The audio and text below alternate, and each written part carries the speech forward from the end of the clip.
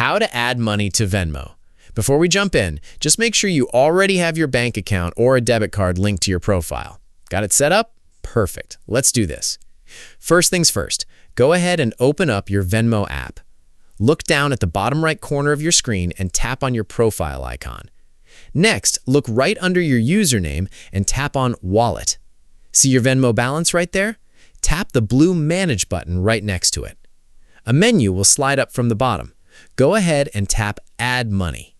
Now you'll see a few different choices here, from bank or debit card, cash a check, or direct deposit. For this tutorial, we're going to click From Bank or Debit Card since it's the fastest way. Next up, just type in the amount of money you want to transfer. For our example today, let's just do $10. Before you hit Next, double-check the screen to make sure you're using the exact payment method you want. You can see right here, I'm using my Visa debit card, which is perfect. Everything look good? Tap Next, and then hit that big green Add $10 button right at the bottom. And just like that, you're done.